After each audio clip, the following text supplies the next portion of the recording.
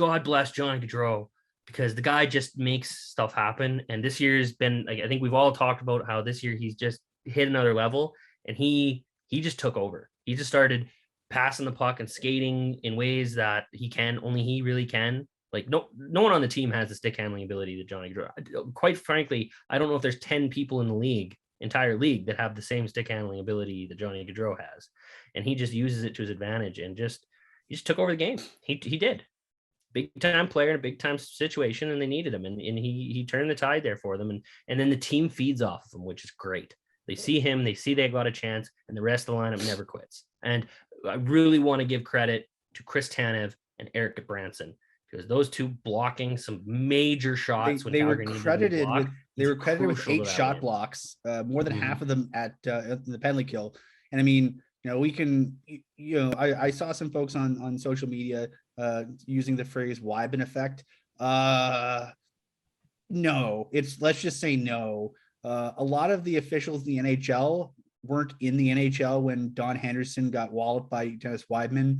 And even if they were, I don't think that they're sort of texting with the long since retired linesman to be like, who I don't like? The Calgary Flames. I think officiating is very subjective. It's one of those things. I'm a baseball fan, Shane. I know, you watch the America's Pastime from time to time. One of the things that scares me about baseball is going to sort of computerized strike zone, for example, because sports are about mistakes. People make mistakes. Like if you look at the Calgary Flames, the games where they play well are the games where they make fewer mistakes, and the games where they don't play well, they make more mistakes. It seems fairly self-evident, but I like the human element of sports, and I like the human element of officiating.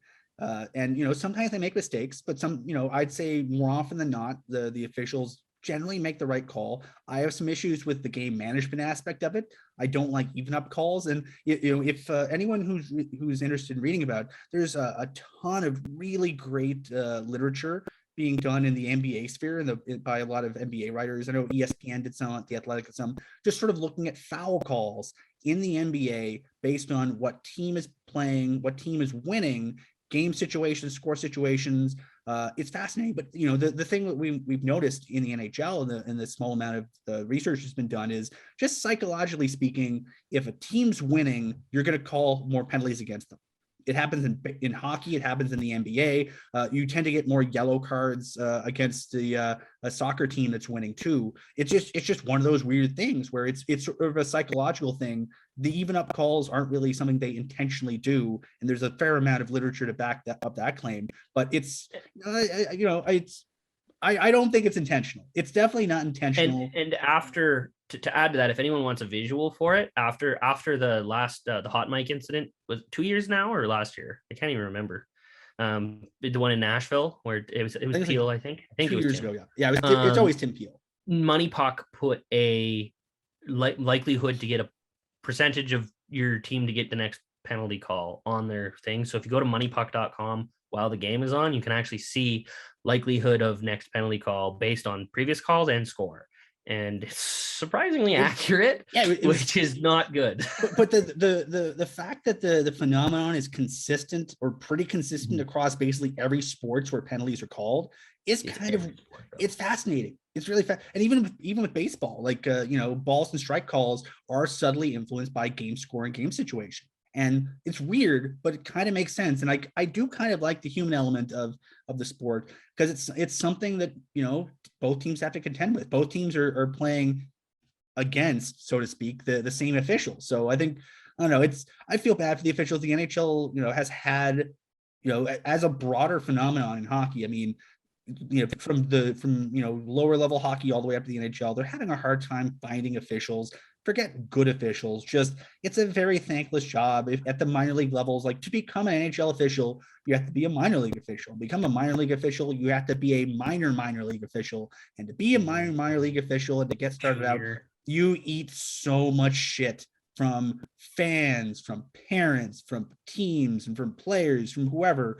It is a very thankless job. There's a lot of travel. There's injuries involved. A lot of the NHL officials, we saw at a Flames game this year. They had an official.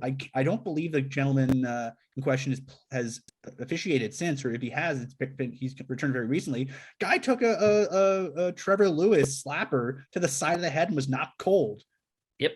Yeah, he was out in the corner there. They had to like wake him up and get him off. And it was a road game. No, it was a home game. No, it was a home game. I remember we watched it. It was like the weirdest thing. They had to like carry him off. Yeah, they finished the game. They finished the game because it was a ref too. So they finished the game. It was a linesman. Linesman. Yeah, but they finished the game shorthanded, right? But that's why they have 2 and 2, right?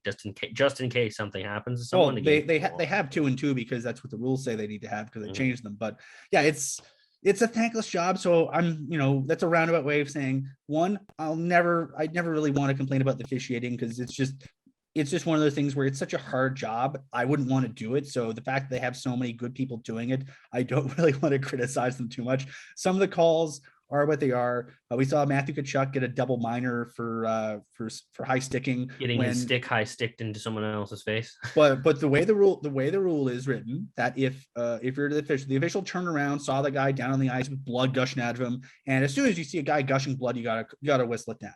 And so they had a powwow, and once you think a guy got gashed open by a stick, you have to call a penalty, unless it was the other team's stick that hit him.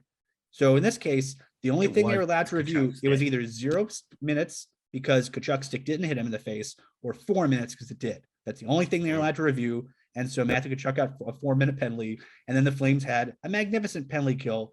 And it is kind of interesting that they've had a stretch of 3 or 4 games where, dating back to even the Edmonton game, the 9-5 game, the Flames gave up 3 power play goals. The next game against Colorado, 2 power play goals. They gave up another power play goal against LA. So typically they're very stingy penalty kill, one of the stingiest penalty kills in the league, one of the best penalty kills in the league, a strength of the team all season long.